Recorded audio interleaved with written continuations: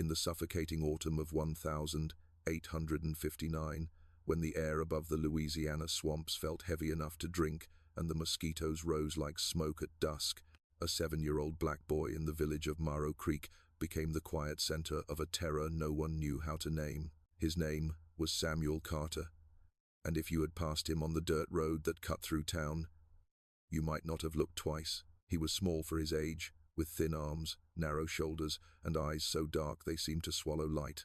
His skin was the color of rich Mississippi soil baked by a punishing sun, his clothes plain and worn.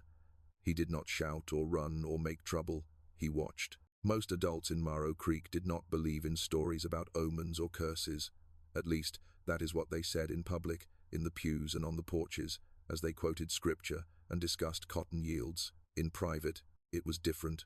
In private, people feared the swamp that pressed close to the village, the black water that never reflected the sky quite right, the twisted cypress roots like hands reaching up from below.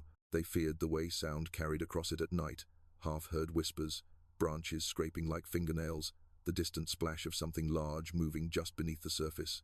When Samuel arrived, those whispers seemed to follow him. There was only one formally trained physician anywhere near Morrow Creek, Dr. Elizabeth Monroe. In a world where medicine in the South was still mostly the realm of folk healers, midwives, and men who called themselves doctors after one apprenticeship and a few worn-out books, Elizabeth was an anomaly. She had studied in Philadelphia, where bodies were dissected in cold lecture halls and disease was spoken of in the language of tissue and blood, not demons and curses. She returned to Louisiana determined to practice rational medicine in a place that still clung to superstition. And yet, years later, in the 2 leather-bound journals she kept locked in her desk, she would admit that nothing in Philadelphia had prepared her for Samuel Carter. The first entry that mentions him is brief, almost clinical, is greater than a Negro boy, approximately 7 years of age, small in stature, undernourished, but alert, claims to hear voices originating from the swamp, displays vocabulary and conceptual understanding far beyond his expected developmental stage, subject of considerable local rumor. That was her public voice, the voice of the physician who believed everything could be observed and categorized. The truth, as she would slowly reveal in the pages that followed, was more unsettling. Samuel did not simply seem clever. He seemed impossible. He had never attended school. He could not read. Yet he spoke about the human body with a precision that would have challenged many of the medical students Elizabeth once taught alongside in Philadelphia. He knew words he had never been taught, concepts he had never been exposed to. He spoke of the heart as a pump, of vessels that carried blood, of organs failing in sequence. When Elizabeth asked how he knew such things, he looked at her without blinking and said, matter-of-factly, "The voices show me. They talk about what's inside people. They say the body is just a house, and sooner or later every house breaks." At first, she assumed some trick of memory, a fragment of overheard conversation, the natural intelligence of a child magnified by the adult's tendency to exaggerate. Rural communities, starved for novelty, had a way of inflating the unusual into the miraculous or monstrous. But then, the deaths began. Over 7 months, 9 people in or around Morrow Creek died under circumstances that could be explained on paper: heart failure, accidents, sudden illness, but not in the way they happened. They died alone, with no witnesses, as if guided to quiet places by unseen hands. Those who saw their bodies afterward described the same horrifying detail again and again: eyes wide open, mouths frozen mid-scream, faces twisted not merely in pain, but in the purest form of terror. It might have been dismissed as coincidence, a macabre pattern in a region where life was always precarious, were it not for the boy. In each case, Samuel had either spoken to the person shortly before their death or mentioned them to Dr. Monroe in that unsettling, detached way he had. Sometimes it was a murmur at her kitchen table as he traced shapes in spilled flour. Sometimes it was a quiet statement as they walked past the church or the general store. "He won't live long," Samuel would say, regarding a man whose wealth had made him untouchable for decades. "The voices say his time is finished. They say there are children waiting for him." Or about a woman respected by her white neighbors, but feared by the enslaved people she held in her boarding house. "She doesn't sleep well. The voices say she hears coughing at night that isn't there. They say soon she'll choke on what she gave others. Elizabeth tried, at first, to dismiss these comments as morbid fantasies, symptoms of some psychological disturbance born of trauma. The boy had endured loss and violence. Perhaps he had created an invisible chorus in his mind to make sense of it. But when the people Samuel mentioned began dying in exactly the way he predicted, at exactly the times he quietly foretold, her rational explanations slowly unraveled. It was not only the predictions, it was what he knew. Samuel knew things about people he had never met, the quiet affairs, the hidden abuses, the unspeakable acts committed in the dark corners of plantations and bedrooms. He described secrets no one had ever confessed aloud, details so specific and so damning that even the most hardened men of Morrow Creek went pale when he spoke. "How does the boy know?" they whispered in the back of the church. "Who's been talking to him?" They did not like the answer. "He says the voices in the swamp tell him," someone would reply, lowering their voice even further. "He says the dead talk through him." For white society, in 1,850 seconds, Louisiana, the idea was intolerable on several levels. It was terrifying enough to think that the dead might speak, but for them to speak through a black child, an enslaved child, at that, or one who should have been enslaved by their laws, was something close to blasphemy. This was a world built on the insistence that black people were inferior, that their minds were simple, their souls lesser. The entire economic and social order of the South depended on that lie. Samuel Carter, without meaning to, was proof that it was a lie.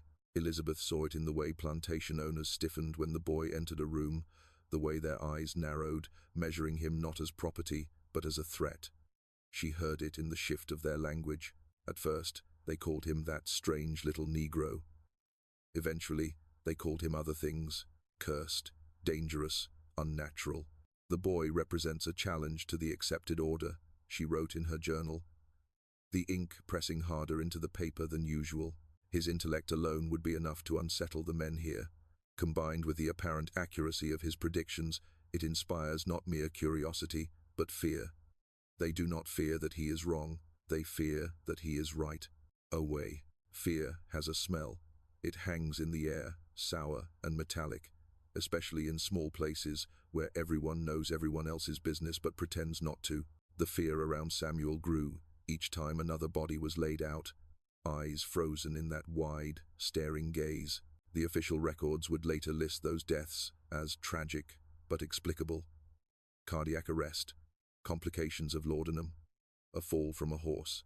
Elizabeth's journals tell a different story. "What these documents reveal," she wrote, "cannot be easily reconciled with our current understanding of the human mind or of the world we inhabit. The boy appears to possess knowledge he has no possible means of acquiring. He predicts events with a precision that defies chance. If I record this, it is not because I understand it, but because I cannot in good conscience pretend it did not occur." At night, when the crickets hummed and the frogs sang their endless, pulsing chorus in the swamp behind her house, Elizabeth sometimes stood at her window and watched Samuel sit alone near the tree line, his small body a dark silhouette against the paler sky. He did not seem afraid of the swamp. If anything, he seemed to be listening. "Who are you talking to?" she asked him once. Unable to stop herself, he turned and looked at her with those deep, unblinking eyes. For a moment, she felt as if she were the one being examined, as if everything she had ever done, every compromise she had made to survive as a woman doctor in a slave society, lay open before him. "They're not talking to me right now," he said softly. "They're talking about you." Elizabeth felt her mouth go dry. "About me?" He nodded. "They say you write things down because you're afraid people will forget. They say that's good. They say some things should never be forgotten, even when people try to bury them." In that moment, the story of Samuel Carter stopped being, for her, a strange medical case to be documented and became something else, a responsibility. This boy, whose existence undermined the lies of an entire society, would either be destroyed or erased. If she could not protect him from one, she could at least guard him from the other. So she kept writing. Decades later, after war had swept across the South and slavery had ended in law but not in spirit, after buildings had burned and names had been lost, it would be those journals hidden in an attic, forgotten by descendants who did not know what they were, that would bring Samuel's story back into the light. They would reveal how a frightened community in 1859 tried to explain a child who should not have existed in the world they had built, too intelligent, too perceptive, too aware of the darkness they preferred to leave unnamed. And they would reveal how, in those 7 months of death and whispered judgment, the people of Morrow Creek began to believe something they could never admit aloud. The most dangerous thing in the American South was not a slave revolt, not an invading army, not even the swamp that surrounded them. It was a black child who knew the truth. Samuel Carter was not born into mystery. He was born into bondage. Long before Morrow Creek whispered his name like a curse, long before Dr. Elizabeth Monroe tried to decipher the strange mechanisms of his mind, Samuel entered the world on the Whitmore plantation in the spring of 1852. One more child in the long line of enslaved lives, counted not as people but as property. His mother, Esther Carter, worked inside the plantation house, a rare position that spared her the fields but not the cruelty of the system. She was slight, soft-spoken, and carried herself with a dignity that unsettled the mistress of the house. Esther had a secret, one that could have cost her fingers, her eyes, even her life. She could read. No one knew where she learned it. Some said an older enslaved woman taught her years earlier. Others whispered that a sympathetic white child once traded lessons for companionship. Regardless of its origin, Esther guarded her literacy fiercely. When she taught Samuel, she did so in stolen minutes behind the kitchen house, drawing letters in the dirt with a twig while constantly glancing over her shoulder.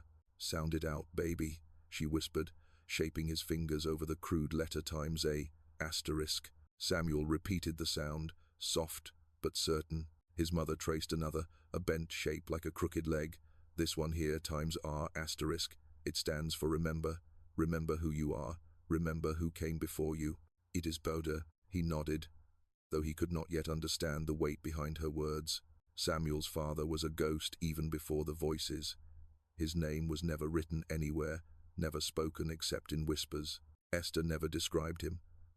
But sometimes, on nights when the wind carried the scent of magnolia and something darker from the swamp, Samuel would wake to find her sitting by the window, crying silently. He once asked her why. "Because memory is a blessing," she answered. "And a punishment too." When Samuel was 4, everything changed.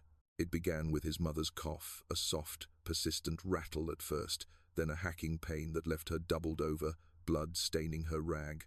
The enslaved people begged plantation owner Robert Whitmore to summon a doctor, but he refused. "A slave's sickness," he said, "ain't worth the fee." So Esther worked until she collapsed. Samuel stayed by her side each night, small hand clutching hers.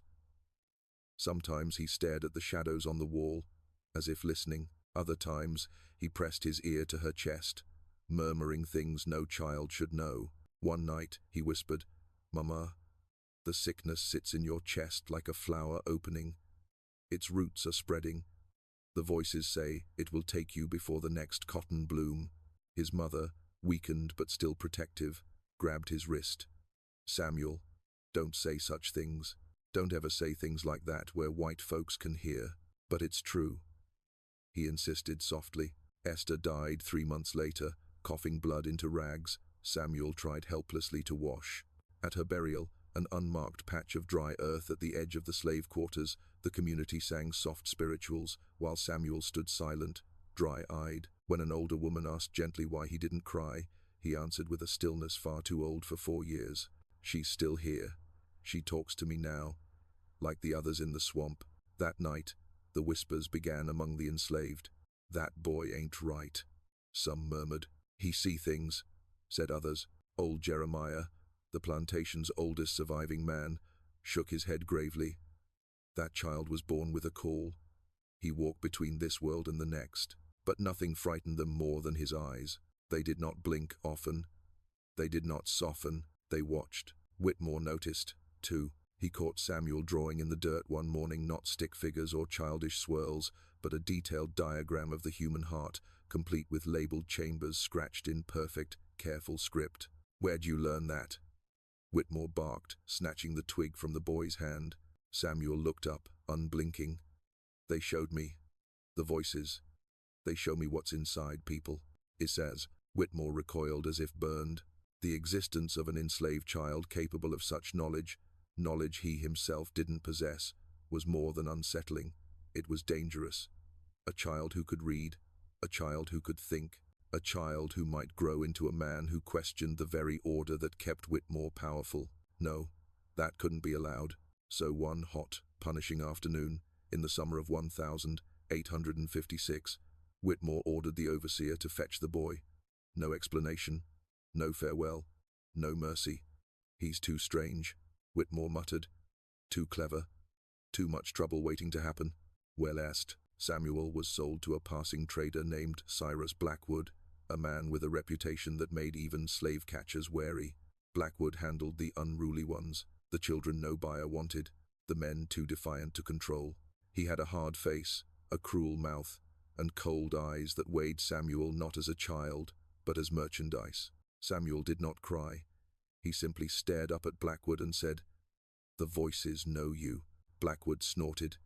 "Do they now? They say you hurt children." Blackwood's expression tightened, but he hauled the boy away. Within days, Blackwood was dead. It happened in a boarding house along the river. He collapsed, suddenly violent convulsions shaking the bed frame, blood pouring from his nose and ears. The local doctor declared it a seizure.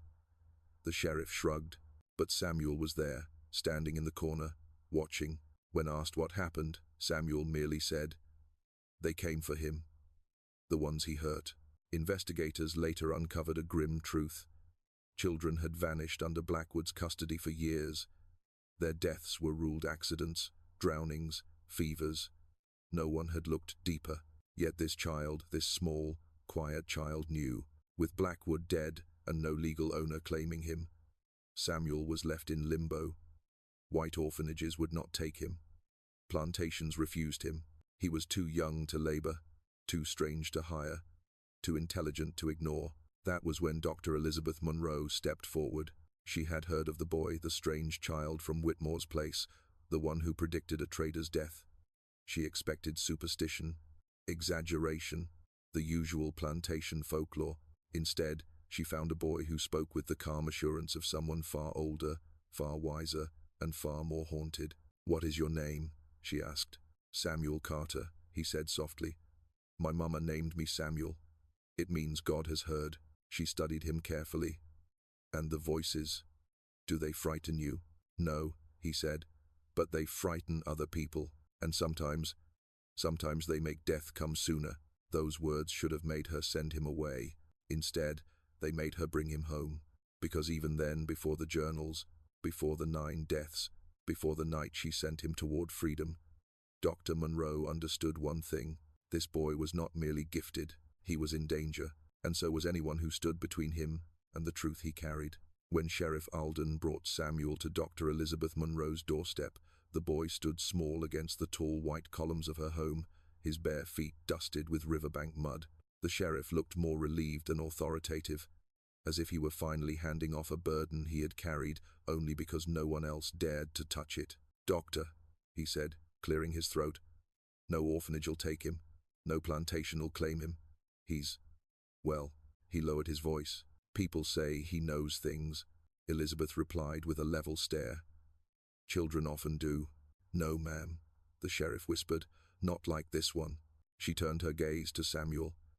He stood motionless, silently observing her with those deep, unblinking eyes. Most children his age fidgeted, blinked rapidly, clung to the comfort of movement. Samuel was still preternaturally so. His silence felt intentional. "Come inside," she said gently. The sheriff nearly sagged with relief.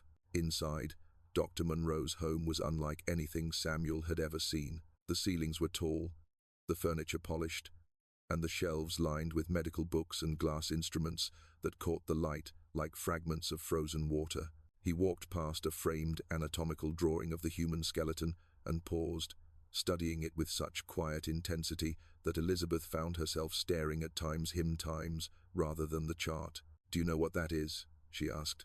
He nodded without turning. "A map of the inside." "Correct," she murmured, unsettled by how calm and certain his answer was. She offered him food, cornbread, broth, and fresh water. He ate slowly, as though his mind was somewhere else entirely, his eyes drifting toward the window that overlooked the swamp. "Samuel," she said softly, "do you understand why you've been brought here?" His chewing slowed. He swallowed. Then he nodded. "No one wants me," he said simply. "Not the white folks. Not the buildings where they put children. Not the men who sell us. They're scared of me." "Why do you think they're scared?" He lifted his gaze to her, quiet, steady, unblinking. "Because I see things." Elizabeth felt a chill trace the back of her neck. "What kind of things?" "Things that happened," he said, "and things that are going to." She studied him carefully, the way she might examine a rare specimen or a fevered patient. His tone was not boastful, not frightened, not confused. It was matter of fact, a simple truth stated plainly. "Samuel," she said slowly, "I am a doctor. My work is to understand the human body, the human mind, and the things that go wrong inside both. I do not believe in curses. I do not believe in spirits whispering secrets." He tilted his head. "But you believe in the truth." It was not a question, and the certainty in his voice startled her more than the content. That night, long after Samuel had been shown to a small guest room and tucked into clean sheets he had never felt before, Dr. Monroe lit an oil lamp and opened her journal. Her handwriting was crisp at first, then grew more jagged as the ink soaked into the page. "Is greater than, the boy's intelligence is unmistakable. His vocabulary, his perceptiveness, his emotional restraint, none of this aligns with his age or his circumstances.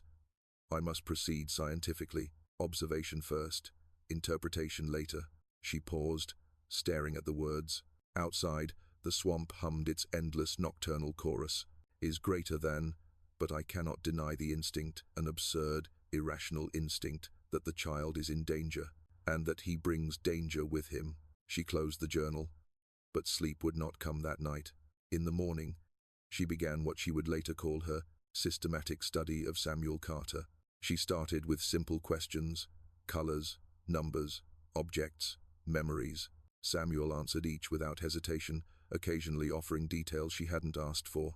"What shape is this?" she asked, drawing a circle. "A circle," he replied. "Like the iris of the eye." She raised an eyebrow. "Where did you learn the word iris?" He shrugged. "They said it." "Who is they, Samuel?" "The ones in the swamp.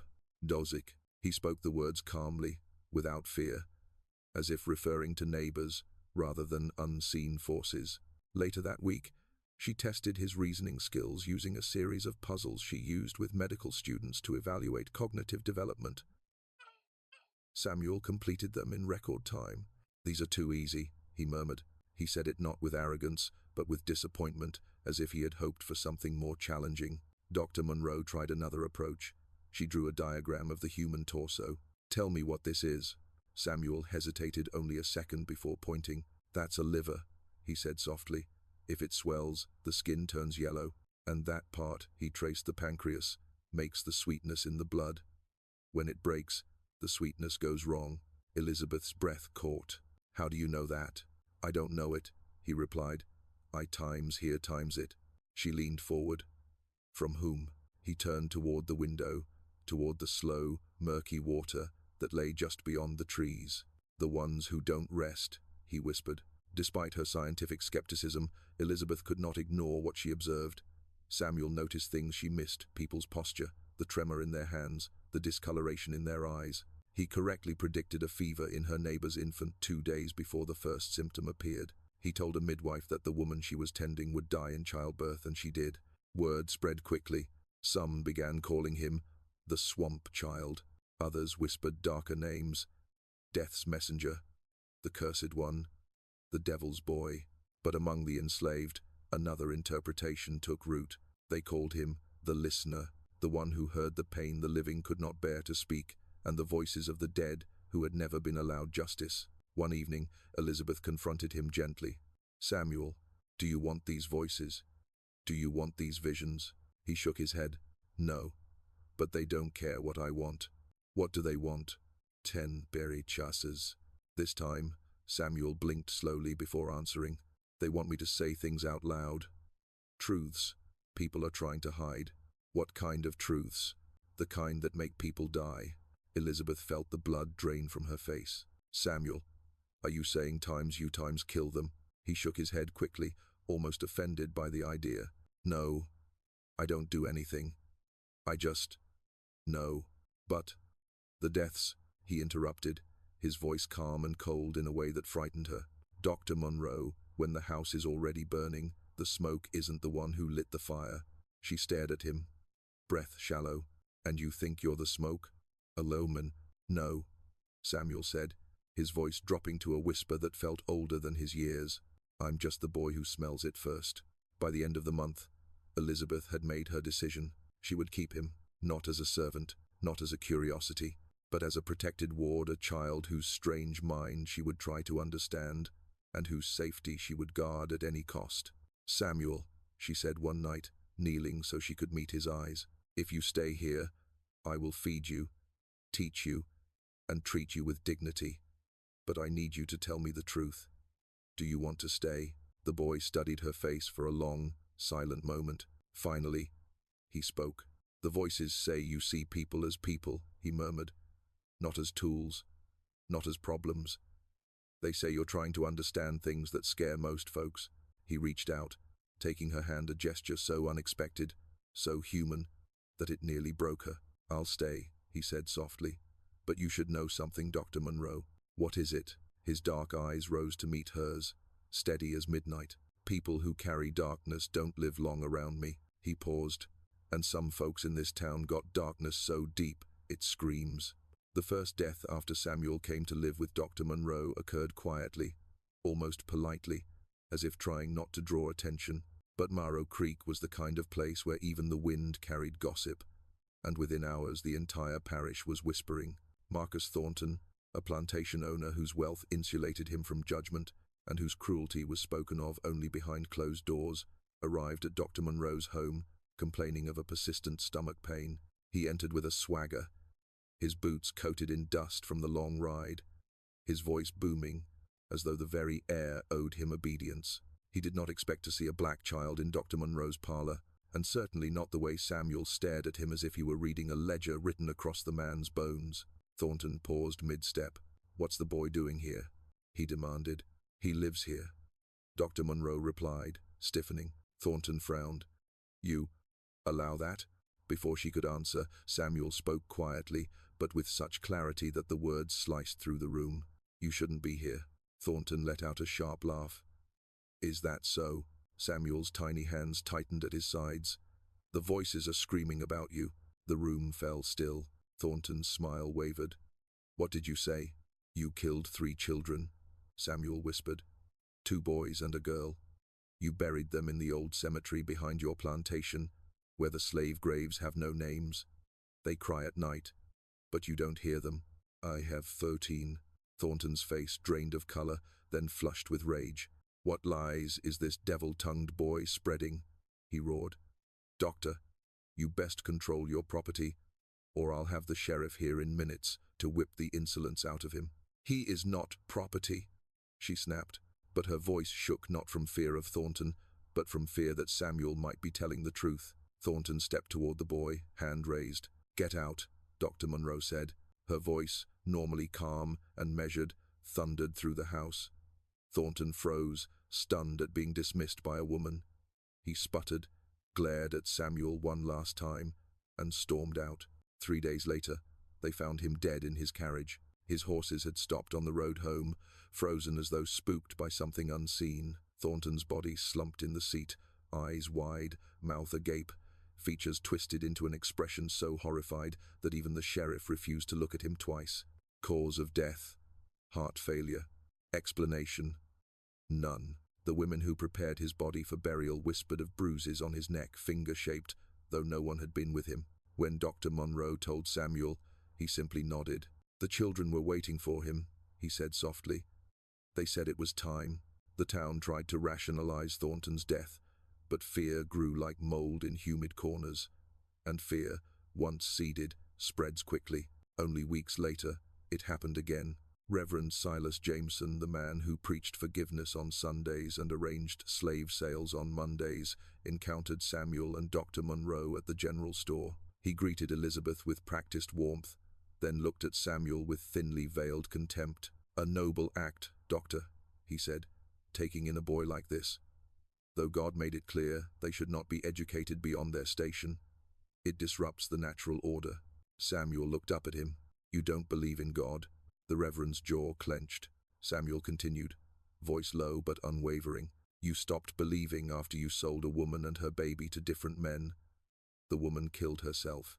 The baby died a month later." Jameson's hands trembled. "You hear her crying," Samuel whispered. "Every night. In your dreams. The voices say, you drink to forget. But you can't." The Reverend's face collapsed into something raw and terrified. "Demon," he hissed. He fled the store, leaving behind a silence so heavy that no one dared breathe. 13 days later, Jameson was found slumped over his desk, an empty laudanum bottle at his elbow. "Suicide," the town said. "Overwork, exhaustion, melancholy." But Dr. Monroe, who examined the body, saw something far worse. His eyes wide, terrified, his mouth frozen in a scream, his features distorted with a horror no drug-induced sleep could explain. On his desk, beneath his dead hand, lay a letter he had been writing, a confession, an apology, a reckoning he had not finished before terror claimed him. When Elizabeth returned home, shaken, she found Samuel reading quietly in the parlor. He looked up at her before she could speak. "He couldn't carry the weight anymore," Samuel said. "The voices showed him the baby dying. He couldn't breathe after that." Elizabeth sank into a chair. "Samuel," she said with a voice she didn't recognize as her own, "this is dangerous. People are dying after they meet you." "They were already dying," he replied gently. "The voices just tell me when." "You must stop telling people these things," she whispered.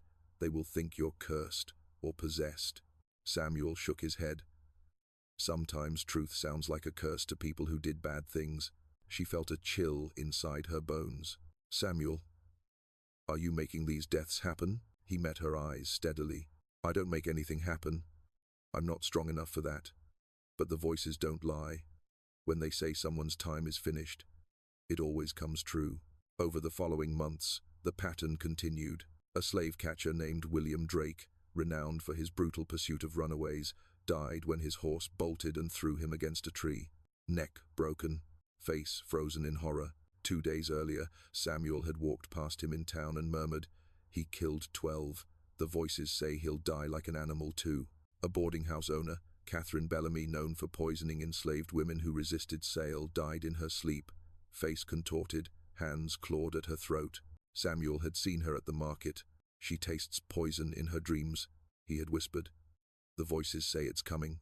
The deaths became an unspoken fact of life in Morrow Creek. Official explanations came easily enough.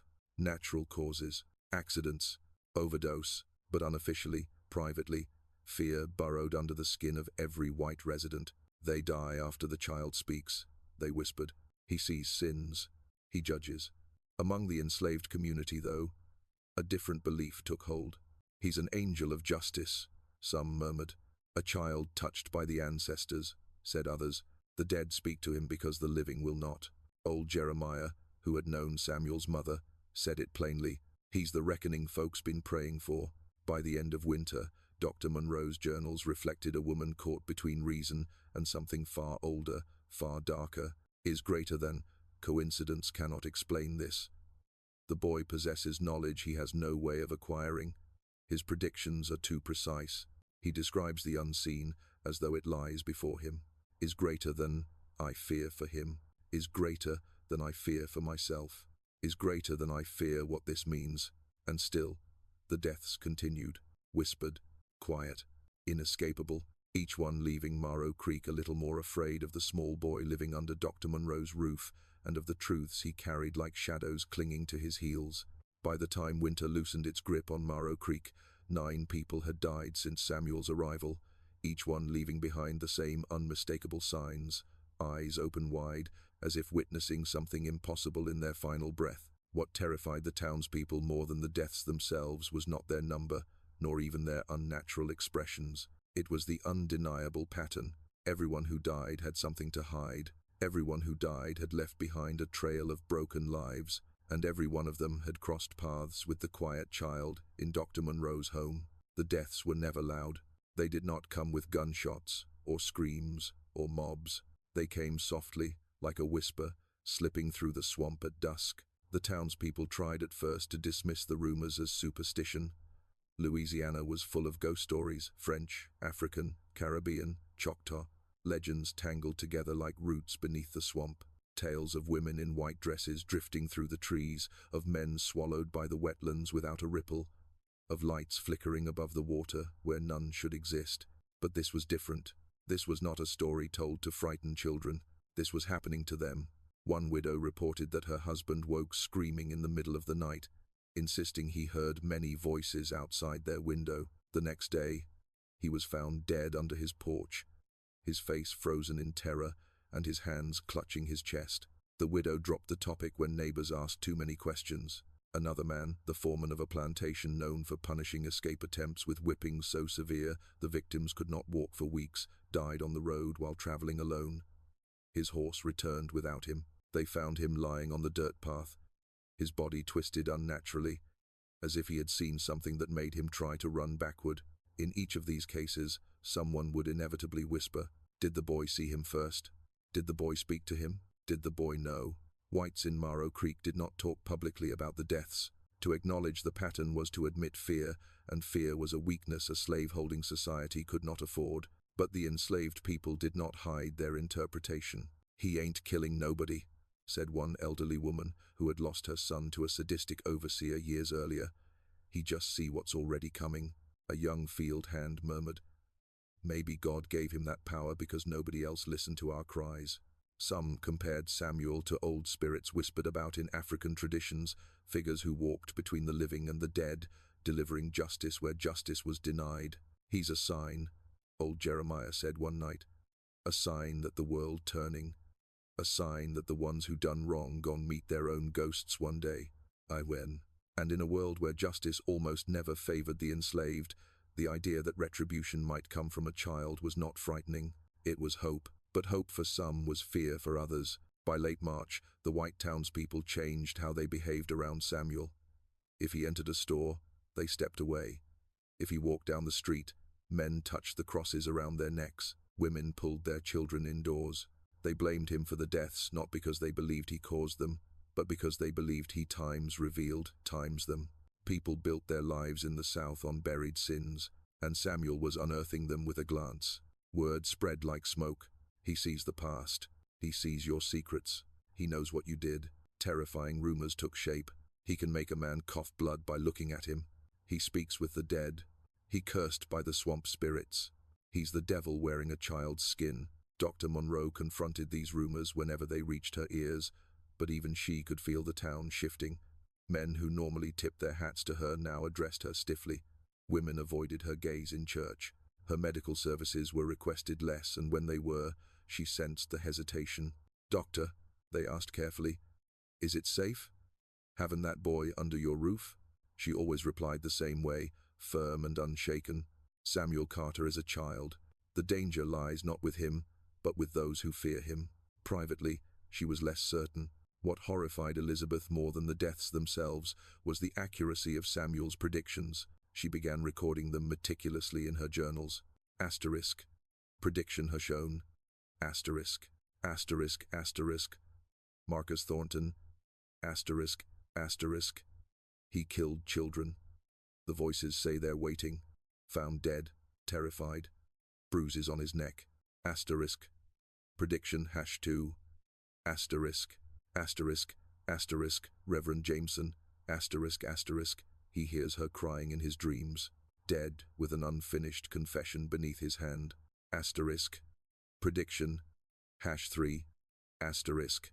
Asterisk. Asterisk. William Drake. Asterisk. Asterisk. He'll die like the people he hunted, thrown violently from his horse. Asterisk. Prediction #4. Asterisk. Asterisk. Asterisk. Catherine Bellamy. Asterisk. Asterisk. She'll taste poison like she gave others.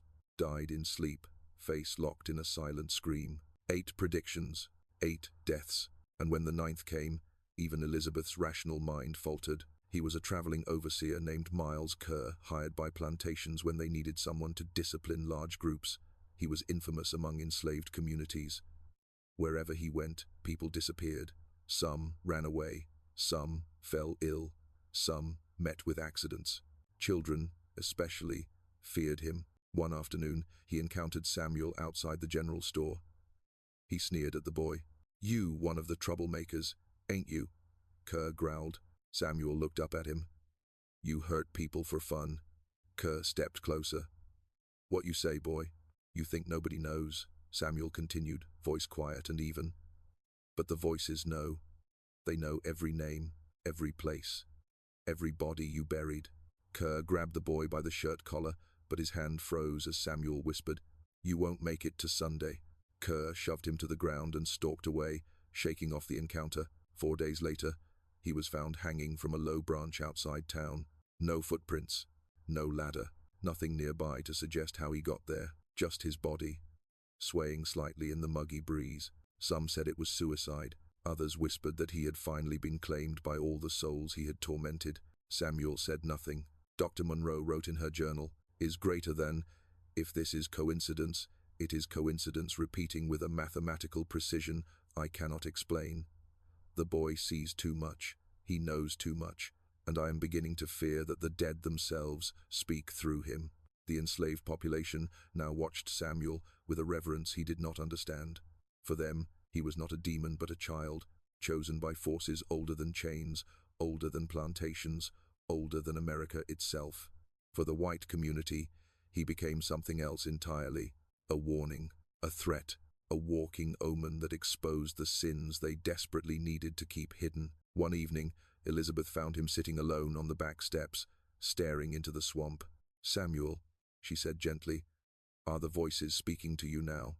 He nodded. "What are they saying?" He turned to her, his eyes reflecting the moonlit swamp water behind him. "They say justice always starts quiet." "What does that mean?" she whispered. Samuel looked back toward the trees. "It means the loud part is coming." By early 1857, the fear surrounding Samuel had grown so thick that even the air seemed to carry it, something you tasted at the back of your throat, something that made the hair on your arms rise without warning. And yet, amid all the unease, one person in Morrow Creek did not shrink from the boy, old Jeremiah. He had survived more years of bondage than most men survived life.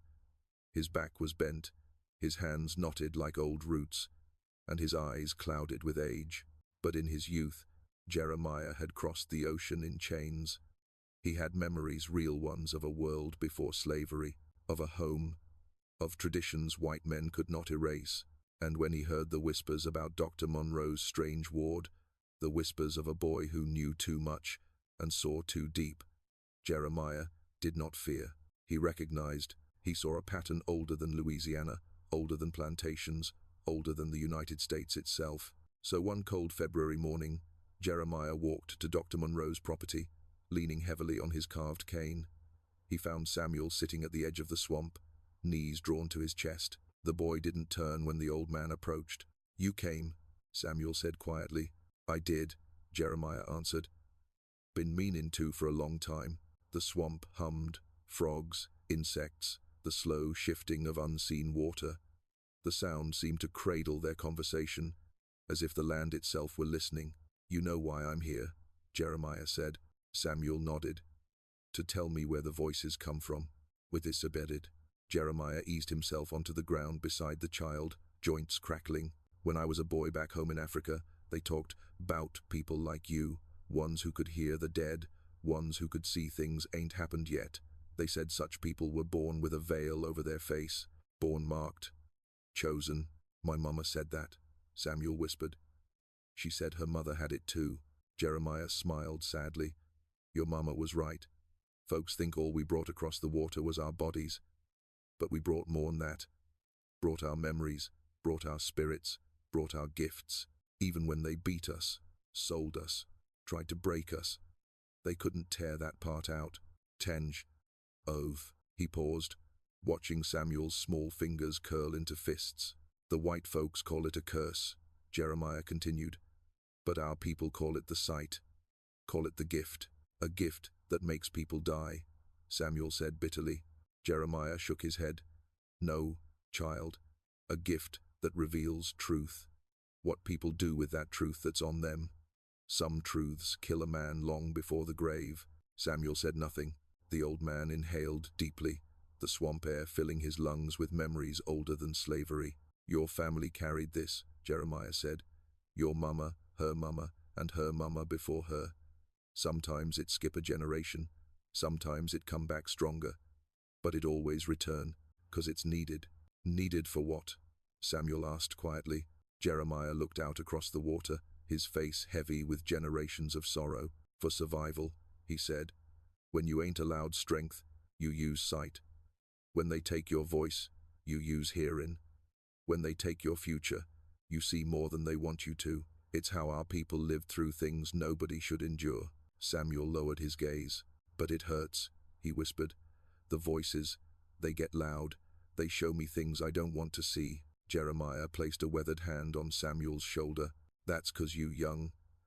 Too young to carry this alone. And too young to carry what's coming. Samuel's head snapped up. You see something too? He asked. Jeremiah did not answer immediately. He searched the boy's eyes, the same eyes he had seen in village shamans long before America claimed him. What have the voices shown you, Samuel? He asked softly. The child swallowed hard. They show me crowds, men fighting, fire, so much fire, and maps I don't understand, and men wearing blue coats, and chains breaking but people still screaming, and, his voice faltered, and they show me people like me dying, lots of them, not here, far away, different places, different years. Jeremiah closed his eyes, his heart heavy. You see the future, he said, and the past. That's a heavy road to walk. Well, Samuel's voice trembled. They say a war is coming, a big one. They show me men with guns, marching, black men fighting, dying. Then they show me things after the war, things that feel worse. They show me crosses burning in the dark. They show me ropes. His voice cracked. They show me so much death, Jeremiah. The old man pressed a hand against his own chest, as if steadying a heart suddenly too full. Then you see true, he said. 'Cause pain don't end just 'cause a law changes. Freedom don't come clean. They'll fight for years to keep us chained. They'll fight in ways a child shouldn't see. Isaprazed. Samuel's eyes filled not with tears, but with the weight of knowledge too big for his small body. Why me? He whispered. Why give me this? Why not someone bigger? Someone stronger? Jeremiah smiled sadly. Sometimes, child, the ones with the smallest bodies carry the biggest truths. 'Cause big men, they break easy. But a child can hold things older folks can't bear. But I don't want it. Most gifts worth having ain't wanted at first. Samuel looked out at the swamp. The water was still, like glass, hiding something deep beneath. The voices say I won't live long, he murmured. Jeremiah did not pretend surprise. Some candles burn faster, he said, but they light the way for others. Samuel leaned against him finally, the fragile child beneath the strange power. I'm scared, he whispered. Jeremiah wrapped an arm around him. Then listen close, 'cause you need to hear this. He waited until Samuel lifted his head. You can't let the white folks see what you can do. Not all of it. Not ever. 'Cause power in a black child scares them worse than death itself. They'll come for you. They always come for those who shine too bright. Samuel nodded slowly. But the voices, he said quietly. They're getting louder. I don't know if I can hide it. Jeremiah's eyes softened. Then you learn. Quick, you learn who to speak to, and who to stay silent near. Your mama tried to teach you. Now I will. He took the boy's small hands in his own. One day, someone gon' need your sight. Someone who can use it for more than fear. When that day come, child, you listen, and you follow. Until then, he touched Samuel's forehead. You walk in the space between worlds. But don't let either world swallow you whole. Samuel closed his eyes, breathing slow and steady, as the swamp whispered around them. When he opened his eyes again, they looked older, calmer, more resigned. Jeremiah stood, leaning heavily on his cane. I'll come visit again, he said. You will? Samuel asked. Jeremiah smiled. course. You ain't alone in this. Not while I still breathe." He began walking away, his silhouette blending into the trees. Samuel watched him go, and though the voices still murmured, the sound felt softer, less like a flood, and more like a tide. But as the daylight faded, a new whisper rose from somewhere deep in the swamp. Asterisk, he is not the only one with the gift. Asterisk. Samuel stiffened. He turned his gaze toward a distant bend in the water. Someone was coming, and the voices were already warning him. Samuel first sensed him before he arrived, before the wagon wheels creaked across the old Marrow Creek Bridge, before the scent of sickness drifted along the humid air, before the man himself stepped into Dr. Monroe's yard with the heavy footsteps of someone already half dead. The voices told him, asterisk, he is coming. Asterisk, asterisk, he is dying. Asterisk, asterisk, and he is, like you. Asterisk. Those three whispers were enough to send Samuel trembling. By the time Benjamin Cole knocked on Dr. Monroe's door, Samuel was sitting rigid in the parlor chair, hands gripping the wooden armrests, as if the house itself might break apart. Dr. Monroe answered the door with her usual calm professionalism. But the moment Cole stepped inside, the air changed. He was tall, though illness had carved hollows beneath his cheekbones. His eyes, a cold, assessing grey, flicked over the room with calculating precision. He walked like a man who had long mastered the art of reading others, but had never once allowed anyone to read him. "Doctor," he began, voice tired but steady, "I was told you're the only one in this parish who might help with an ailment." Deeper than the usual, Elizabeth gestured for him to sit, but Samuel remained frozen. Cole's gaze drifted to the boy. Something flickered behind his eyes. Recognition, not of a face, but of a times-kind asterisk. "Well now," Cole murmured. So the stories were true. Dr. Monroe began her examination with practiced discipline. Pulse, irregular. Skin, sallow. Abdomen, rigid, distended. Symptoms pointed clearly toward advanced cancer, the kind that gave no mercy. "You have months," she said quietly. "Perhaps less." Cole nodded without surprise. "I figured as much." He looked again at Samuel. "You feel it, don't you?" he asked. Samuel did not answer. "He shouldn't be part of this conversation," Elizabeth said sharply. Cole barely acknowledged her. His eyes remained fixed on the boy. "You're younger than I expected," he continued. "The people who spoke of you made you sound older. Or older times. Inside asterisk. Ode." Samuel swallowed. "The voices say you know them." Cole smiled, not kindly, but knowingly. "Yes," he murmured. "I hear things too. Not the dead, maybe. Not like you. But I see things in people. Their weaknesses, their fears, their price." Dr. Monroe stiffened. "Enough. Samuel, step outside." But the boy remained seated. His voice trembled as he whispered, "You're what the gift becomes when it rots." Cole chuckled. "Is that what they told you? That there's a right way and a wrong way to use it?" He leaned forward, lowering his voice. "Let me tell you something, boy. A gift is a tool. Nothing more. Tools don't care what they're used for. Only people do." Samuel's chest tightened. The room felt smaller, the air too thick to breathe. Cole watched him with unsettling familiarity, not maliciously, but the way a butcher might study another butcher's knife, admiring its edge. "You've been letting the voices guide you," Cole said. "Letting them choose who lives and dies." "I don't choose," Samuel whispered. "I only speak what they tell me." "Same thing," Cole replied. "I've been using my sight times for years. To pick out the weak ones. The ones easiest to break. The ones who fetch the highest prices. Makes business smoother." Dr. Monroe felt her stomach twist. "You monstrous man." Cole shrugged. "Monsters survive in this world better than saints. And well," he turned back to Samuel, "what you have, it can make you powerful, or it can make you a puppet." Samuel flinched. Cole's voice softened, not gentle, but intoxicating, like poison wrapped in honey. "You think you're on the side of righteousness because you expose wicked men, because you speak their sins before they die. Let me ask you this. Boy, if you don't cause their deaths, then why do the voices bother speaking through you at all? Why do they pick times you asterisk?" Samuel said nothing. Cole leaned closer, eyes gleaming with eerie understanding. "Because you're useful. Samuel couldn't breathe.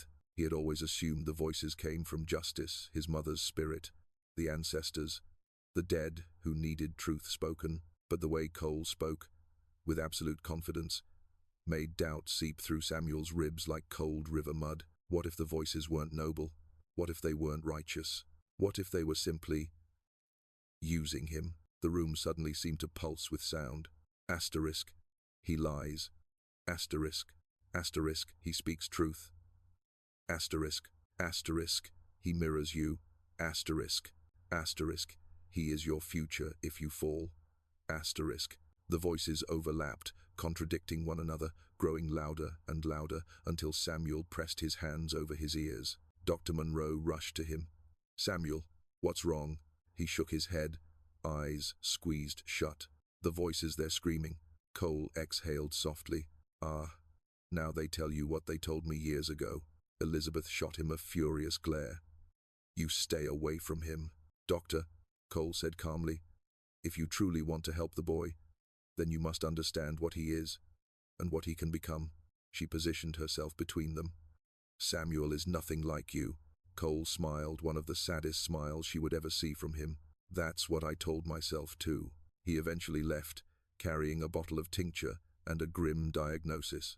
But long after his wagon disappeared down the road, Samuel could still sense him like a dark echo vibrating through the swamp. Dr. Monroe tried to comfort him, but the confrontation left Samuel shaken in ways she could not understand. He did not eat that night. He did not sleep. He sat upright in bed, knees pulled up to his chest, staring at the wall. Finally, he whispered, "What if I become him?" Elizabeth sat beside him, smoothing his hair. "You won't," she said firmly, "because you have compassion. He does not." Samuel shook his head. "I don't choose who dies. They just die." "That's not your fault," she said, though her own voice wavered. "How do you know?" he asked. She didn't. She only hoped. Benjamin Cole died 2 months later, racked by cancer, alone, but not silent. Before his death, he wrote a letter to Dr. Monroe. It arrived 3 days after he was buried. The letter was long, detailed, horrifying. He confessed everything, how he used his uncanny insight to break the spirits of enslaved people, how he manipulated families, how he exploited his gift for profit. But what mattered to Samuel was the final paragraph. "Is greater than tell the boy he was right. Is greater than tell him he is better than me. Is greater than tell him to choose what I never could. Is greater than. If I had listened to the voices of the dead instead of the greed of the living, I might have become something other than a monster." Enclosed were names, hundreds of names of enslaved people he had sold. Destinations, prices, fates. Those documents would later help abolitionists locate families torn apart for decades. Cole's last act had been a confession to the only person he believed might understand the child he once tried to manipulate. When Dr. Monroe read the letter aloud to Samuel, the boy closed his eyes. "Is he at peace now?" she asked gently. Samuel shook his head. "No," he whispered, "but he's quieter." That night, Samuel dreamt of 2 paths. One leading into a swamp filled with screaming voices, and one leading into a river of silence that felt like drowning. When he awoke, he realized the voices were no longer warning him only about evil. They were warning him about times himself. Asterisk. After Benjamin Cole's death, something changed in Samuel. It wasn't immediate. It wasn't dramatic. It was a slow shift, like the silent deepening of river water after rain, unnoticed until someone stepped too far and sank. He spoke less, ate less, slept almost not at all. Some nights, Dr. Monroe found him sitting upright in bed long after midnight, thin arms wrapped around his knees, his eyes fixed on nothing. Other nights, she heard him whispering back at the voices, his tone pleading rather than obedient. And then, there were the visions. They started quietly, flashes of color, impressions, fragments of sound. But by August 1857, they consumed him. He would freeze mid-sentence, mid-step, mid-breath. His body stiffened, eyes wide, pupils expanding like ink in water. Afterwards, he looked exhausted, as if the visions had taken something from him, something he didn't have enough of to lose. One night, he woke the household with screams so raw they tore through the walls. Dr. Monroe rushed to his room, oil lamp shaking in her hand. She found Samuel curled on the floor, trembling violently, his small fingers clawing the wood. "They showed me everything," he whispered hoarsely. "Everything." She gathered him gently into her arms. His body felt too light, as if the visions were hollowing him out from the inside. "Tell me," she said softly. At first he didn't speak. His breath came ragged, uneven. Then, slowly, the words began to flow, like a wound finally allowed to bleed. "I saw men marching," he whispered, "in blue and grey. So many of them. Their boots made the ground shake. The voices said they were marching toward each other." His eyes unfocused, staring into the world only he could see. "I saw fields burning, houses burning, cities burning. The sky was black and red at the same time." "You saw war," she whispered. "A war that has not happened yet." Samuel shook his head weakly. "It's coming. They say it's already growing, like rot under a tree. People pretend not to see it, but it's there." With Kazada, he pressed a trembling hand to his forehead. "I saw men who looked like me wearing uniforms, blue ones. They were fighting. Some were running. Some were dying. But their faces—" He paused, voice cracking. "They looked proud, Dr. Monroe. They looked free." She gently held his shoulders. "Samuel, what you're describing, if it is true, would be a war unlike any this country has ever known." He nodded. "It will break everything. Even after the war ends, the cruelty doesn't stop. It just changes clothes." Over the following days, Samuel described pieces of visions that made Dr. Monroe's blood run cold. He saw people in chains being told they were finally free, yet watched them starve because no one would hire them. He saw black men standing before judges who looked just like Judge Crane, the verdict already written in their eyes. He saw crosses burning in open fields. He saw masked men dragging families from their homes. He saw schools built for black children burned to the ground. He saw new laws, new lies, new systems designed to replace the chains removed by the Civil War. "Freedom," Samuel whispered one night, "comes with another kind of cage." "You're speaking of things no child should understand," Elizabeth murmured, fighting tears. "But I see them," he insisted. "I see it all. The voices don't whisper anymore, they shout. They won't let me rest." His voice lowered. "And they show me people who write history as if none of it happened." Dr. Monroe's breath caught. "Do they show you anything else?" she asked cautiously. Samuel hesitated. "Then, they show me." Her heart tightened. He looked down at his thin hands. "I don't grow up, Dr. Monroe." The silence between them felt unbearable. "I don't see myself as a man. Not in the war. Not after. I see me walking through places with bodies, people crying, but I'm always the same age, or just a little older. And then," he swallowed hard, "then, I don't see myself anymore." She pulled him into her arms. "Do not assume that these visions are your fate," she said, her voice firm, though her own hands shook. "The future is not fixed." Samuel pulled away gently. "The voices say some futures are fixed," he whispered.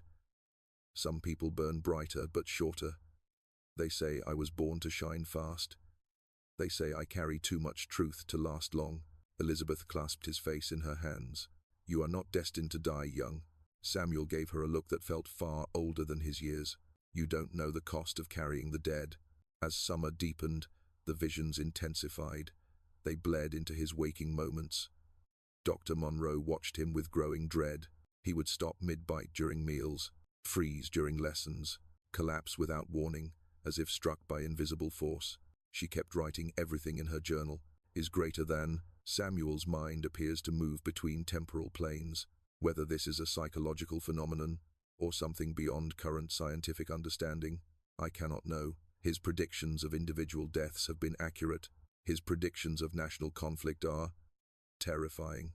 Is greater than. I fear his abilities are consuming him. But it wasn't only the visions that worried her.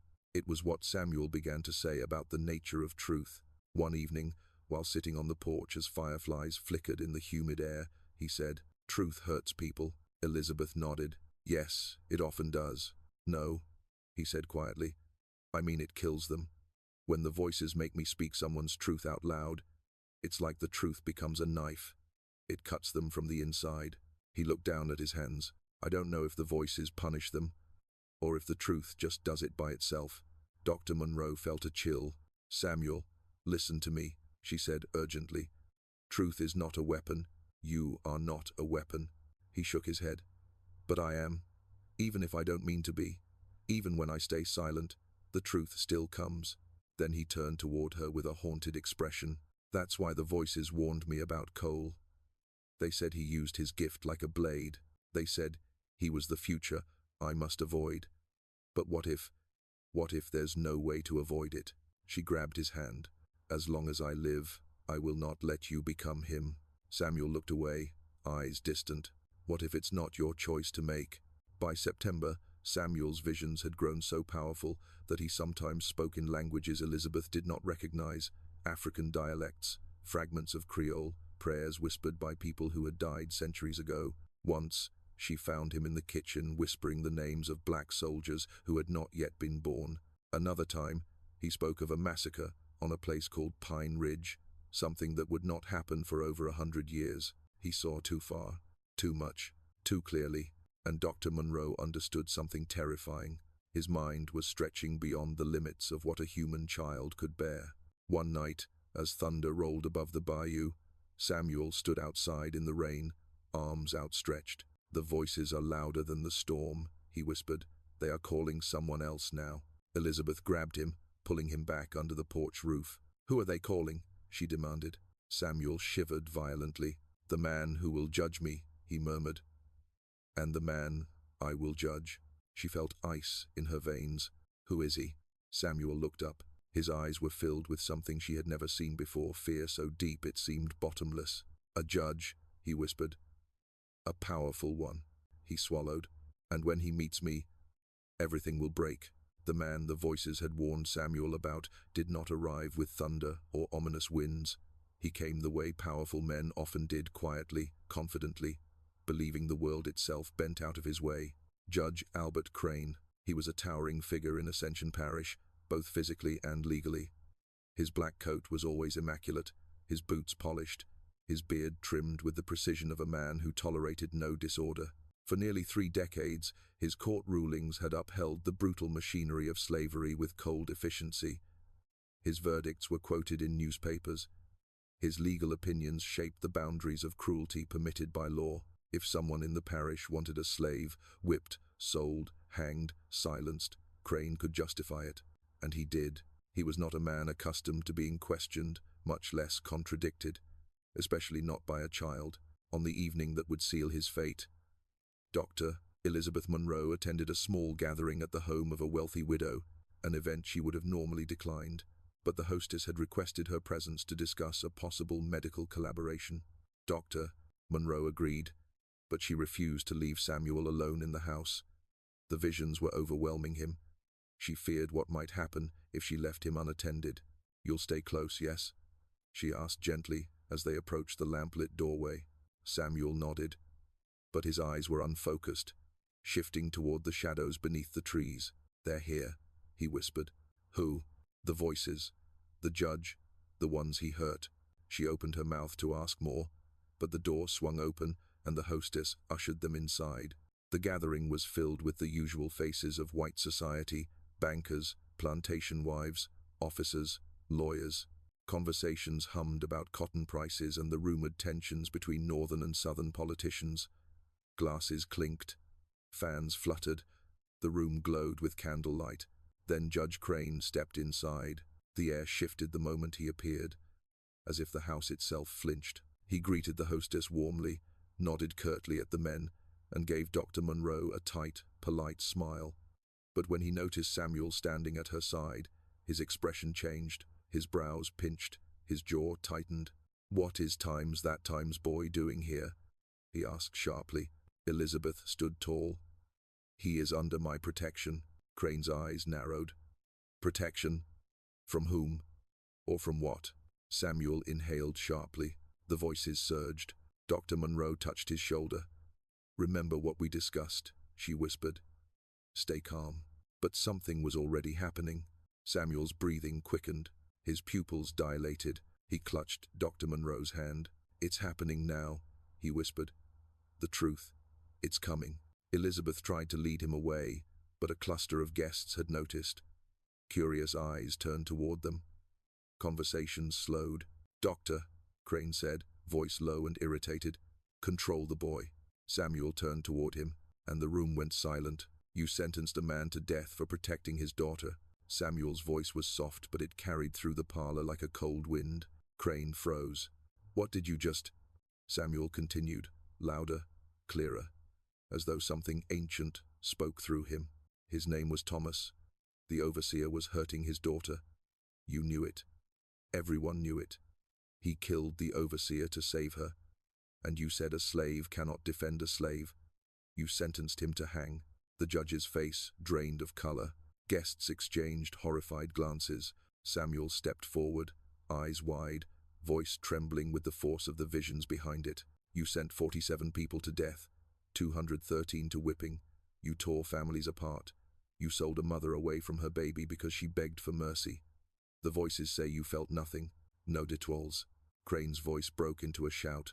Lies, blasphemy. But Samuel's voice drowned him out. They're all waiting for you. A woman gasped. A glass shattered on the floor. The voices say your judgment is coming. They say you will see every face, every body, every name you buried. They say you won't escape them. Crane stumbled backward, knocking into a table. His hands trembled violently. You dare, he choked. You dare accuse me. Your time is finished, Samuel whispered. The room erupted. Crane lunged forward, grabbing Samuel by the arm, but Dr. Monroe intervened, stepping between them. Judge Crane, she snapped. You will not touch this child. Well, too was of this. He threatened me, Crane roared. He spoke truth, Samuel said. That is enough, Crane bellowed. Sheriff, arrest that demon child, now. A few guests tried to calm him, but Crane shoved them aside. That boy is possessed. He has spoken a death sentence over me. He must be punished immediately before he brings ruin to this entire parish. Elizabeth grabbed Samuel's wrist and pulled him toward the door. You won't take him, she said fiercely. Crane glared at her, eyes blazing.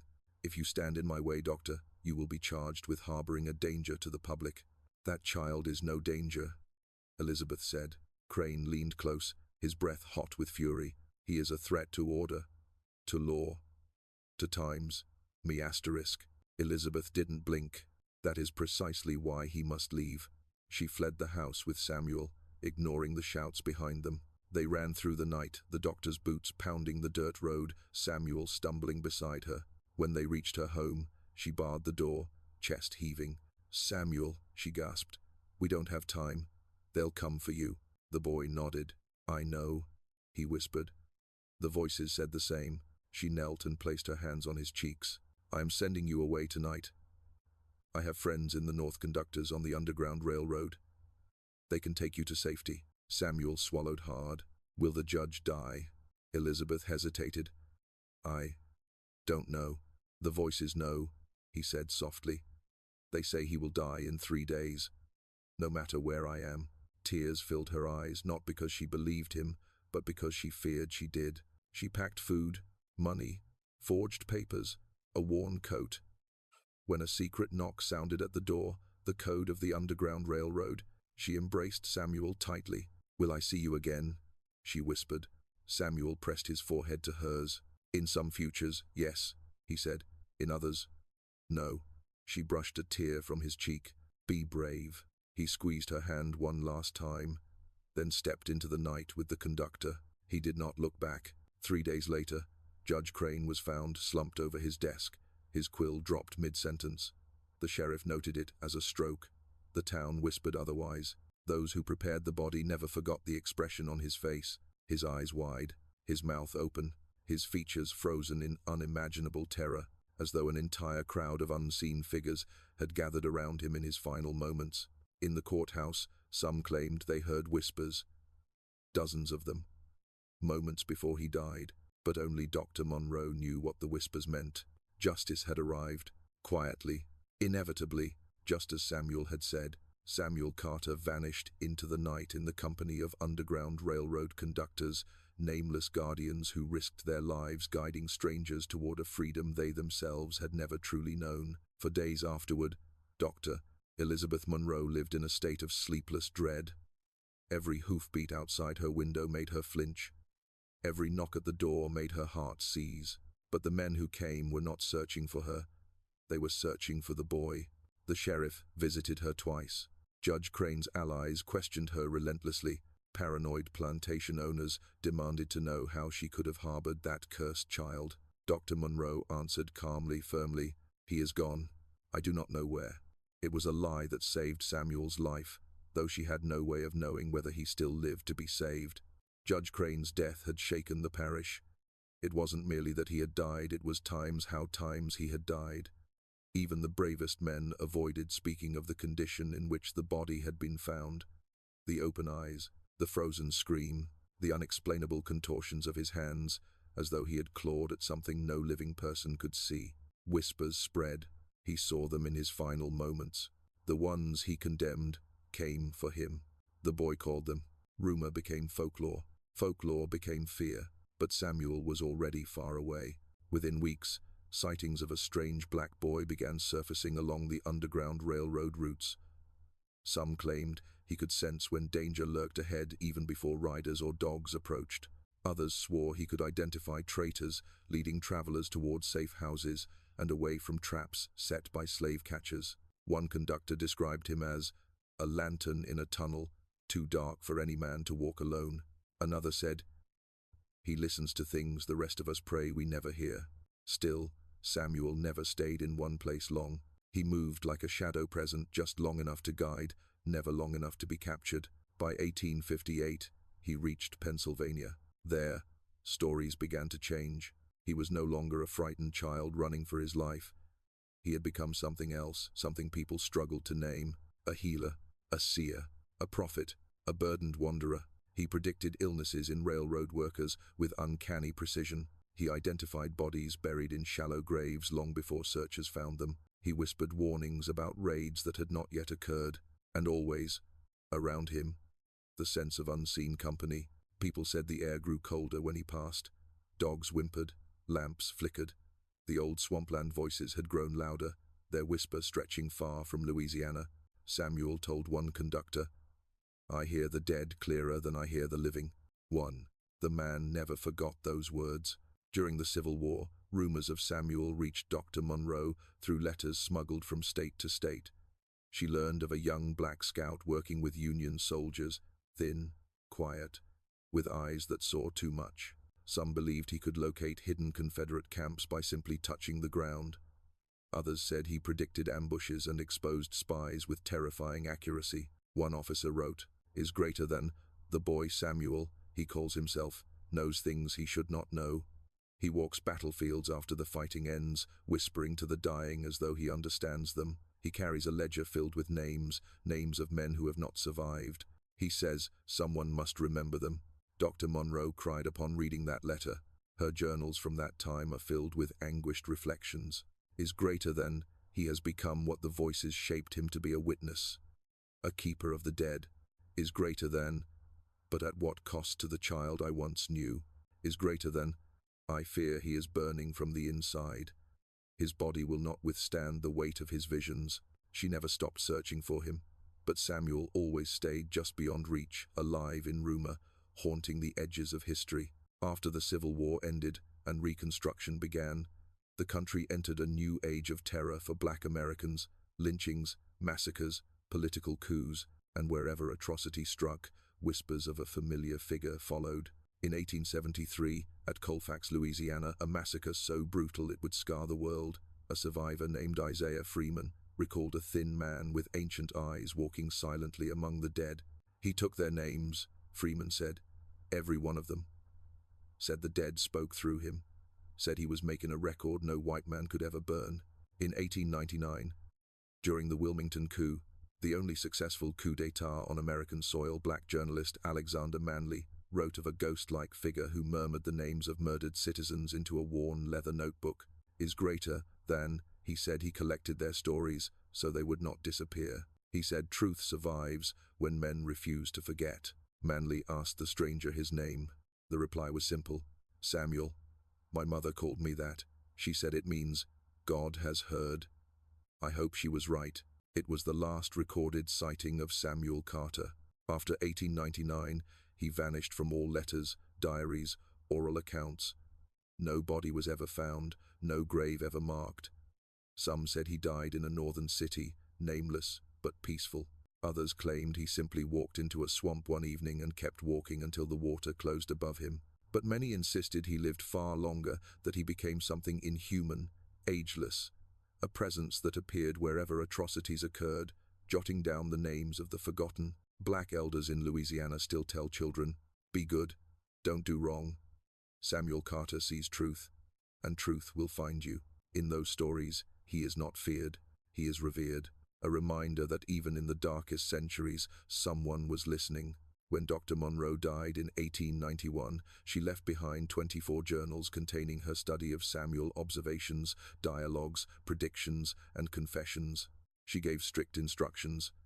The journals were to remain sealed for 50 years, to protect the boy she called the most extraordinary mind I ever encountered. The journals reopened in 1941. Scholars of neurology, psychology, anthropology, and folklore were astonished. They could not categorize Samuel. Was he a savant, a psychic, a trauma-shaped prodigy, a child born with neurological anomalies, a vessel of inherited African spiritual traditions? None could say.